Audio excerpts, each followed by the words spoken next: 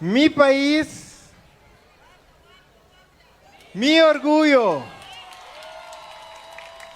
Autor Andresetti Monart, representa AWE para Dorothy Martina.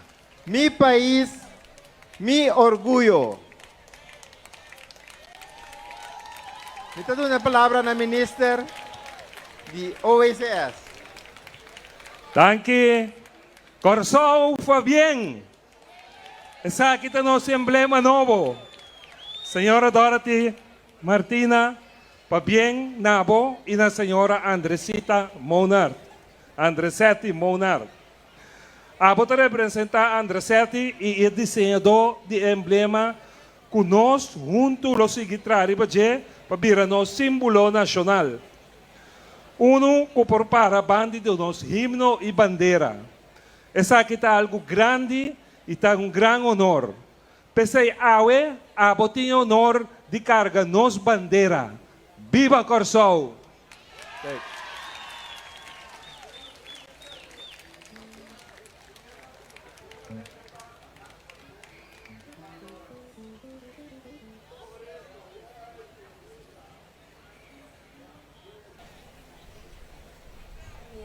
Desculpa-me mesmo, me não por estar presente celebrando o momento aqui junto com o povo de Corsou. Me quero chamar seguro danke primeiramente na Deus que a inspirar-me para assim criar o logo aqui e danke também na Dorothy Martina que a representar-me e também me outros não que sempre para trás de mim Shirley e André Monart. Cada um de símbolo na tem emblema de coisa que está bem back.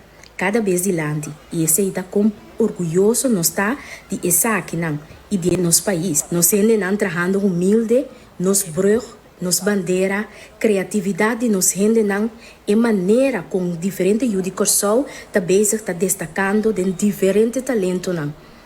Não somente na Corsou mas, pero também na diferente caminho do exterior. Nos pontamos brug que cada vez de novo está usar como explicação que cultura nos país da carga, solo, la mão, chelo blau e finalmente nos bandeira. Em frase, mi país, mi orgulho. Pa bien Corsou, pa bien que bom emblema novo.